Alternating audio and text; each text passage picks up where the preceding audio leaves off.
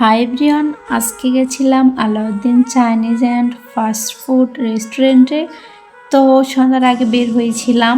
তো যেতে যেতে সন্ধ্যা লেগে গেছিলো, আপনারা দেখতে থাকেন। তো প্রথমে একটা রিক্সা নিয়ে তারপরে সুন্দর রাস্তা দিয়ে চলে যাচ্ছিলাম আমরা উদান মোড়ের ওদিকে। এই তো দেখতে দেখতে উদান মোড় আমরা চলে আসছি। আজকে আমরা তিনজনে যাব, আমি, আমার হাজব্যান্ড আর আমার ছেলে। আমার ছেলেটা বাহিরে ঘোরাঘুরি করতে, খাওয়া দাওয়া করতে খুবই পছন্দ করে। আমিও পছন্দ করি, কিন্তু সময় হয়ে ওঠে না, তাই আর বেরও হওয়া হয় না। আর আমি একা তো বাবুকে নিয়ে বের হতে পারি না, কারণ প্রচুর দুষ্টামি করে, এদিক ওদিক ছোটাছুটি করে, তাই আমার আর একা বের হওয়া হয় না। এখানে আমি বাবু হওয়ার আগেও আসছিলাম, এখনও আসি। সবসময় আমার এখানটাতে বেশি যাওয়া আসা হয়। এই রেস্টুরেন্টটা আমার পার্সোনালি খুবই ভালো লাগে। খাবারগুলোও মানসম্মত ভালোই। এই তো এখনই কিন্তু সন্ধ্যা লেগে গেছিল, আমরা ঢুকছিলাম, তখন কিন্তু মানুষ খুবই অল্প ছিল, কিন্তু একটু পরে দেখবো যে পুরোটাই ভরে গেছে।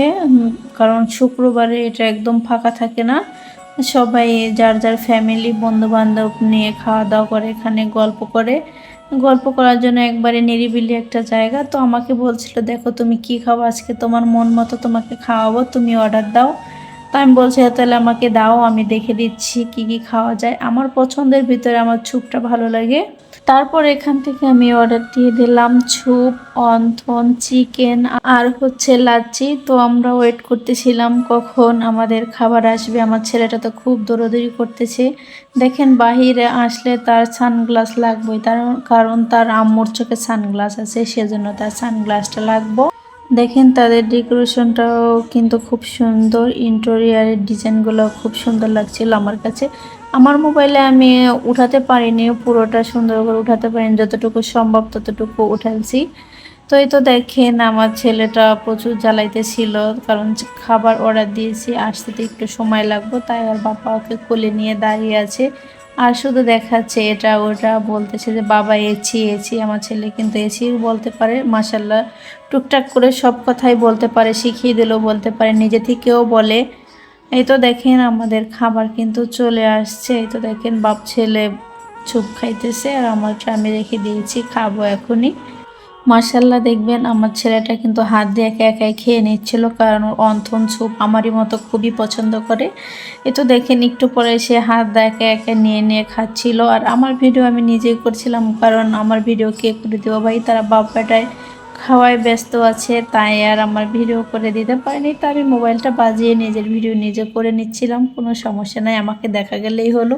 তো আমি এখানে স্যুপটা খাবো, তাই হচ্ছে টমেটো সস আর হচ্ছে বিট লবণ আর হচ্ছে পানিটা, ঝাল পানিটা মিশিয়ে নিচ্ছিলাম, ওটা একটু একটু করে নিয়ে নিচ্ছিলাম আর আপনাদেরকে দেখাচ্ছিলাম।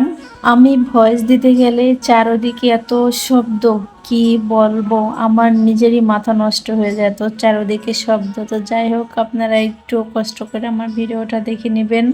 কিছুদিন আগে আমার একটা অপারেশন হয়েছিল, তো অ্যাপেন্ডিসাইটের অপারেশন। তো ডাক্তার আমার পুরোপুরি নিষেধ করে দিয়েছে বাহিরের খাবার খেতে, যেরকম ভাজা পোড়া টাইপের এগুলো খাবার খেতে না করেছে, কিন্তু আমার তো কোনো দিকেই মানা নাই, আমার খাবার দেখলে খেতেই হবে। যাই হোক, দুনিয়াতে বাঁচবই বা কয়দিন, মরেই তো যাবো, খেয়েই মরি। যাই হোক, মজা করলাম। এই তো দেখেন বাবা ছেলে খাইতেছে, আমি বলছিলাম একটু তাকাও, তো বাবা তাকাইছে, ছেলে আর তাকানোর দিকে খবর নাই। তো দেখেন কি সুন্দর করে আমার ছেলেটা ভরিয়ে ভরিয়ে খাচ্ছে, মাশাল্লাহ মাশাল্লাহ মাশাল্লাহ। আমার ছেলেকে আমি বাহিরে আগে প্রচুর খাওয়াইতাম, ওর বাবা ওকে খাওয়াইতো, মানে যেটা বলতো ওটা এনে দিত, কিন্তু বর্তমানে গ্যাপ দিয়ে দিয়েছি, কারণ শরীর খারাপ করবে। আর হচ্ছে যে কোথাও বেড়াতে গেলে, বাড়িতে গেলে বাহিরের খাবারটাই খেতে চাবে, ঘরে রান্না করে দিলে ওটাও খেতে চাবে না। তো এই জন্য আমি সবসময় চেষ্টা করি যে ঘরে ওকে বানিয়ে দেবো, যেটাই বানিয়ে দিই না কেন, এটা ওটা। আমি ওকে সন্ধ্যার সময় পাস্তাটা বেশিরভাগ করে দিই, নুডলস তো রান্না করে খাবে না, নুডলস হচ্ছে সে কাঁচাই খেয়ে নেব। কার কার বাচ্চার এমন করে কমেন্ট করে জানাতে পারেন। আর হচ্ছে ভাত তো সে খাবেই না, দুপুরে ভাত খাবে, সেটাও খুব কষ্টে দৌড়াদৌড়ি করে এটা ওটা মোবাইল সোবাইল দেখিয়ে তারপরে হচ্ছে খাওয়া দাওয়া। এই তো দেখেন এখানে মজার একটা ঘটনা ঘটে গেল। আমি খাওয়া দাওয়া করেছিলাম, দেখি আমার লিপস্টিক চলে গেছে। লিপস্টিক চলে গেলে কিভাবে হবে বলেন তো? আমার ব্যাগে তো লিপস্টিক থাকবেই, তো খাওয়া দাওয়া শেষ করে আমি লিপস্টিকটা দিয়ে দিয়েছিলাম। তো সব খাওয়া দাওয়া শেষ করে তারপরে হচ্ছে আমরা এখনো বের হয়ে যাব বিল টিল ক্লিয়ার করে। তারপরে হচ্ছে আমার পছন্দের ধনিয়া তো আমি খাবো, এটা আমি খাই। আরেকটা কথা কি জানেন, আমি এটা খাই আবার হচ্ছে এটা আমি প্যাকেট করে আমার চায়ের ব্যাগে ভরে বাসায় নিয়ে চলে আসি। কেন জানি না, এটা আমার খুব পছন্দের, খুবই ভালো লাগে খেতে। আমি যেখানেই খাই না কোনো, যে কোনো রেস্টুরেন্টে গেলে আগে আমি এটা খুঁজি যে এটা কোথায় আছে, এটা তো আমাকে খেতেই হবে। তো আজকে এই পর্যন্ত, সবাই ভালো থাকেন, সুস্থ থাকেন, আল্লাহ হাফেজ।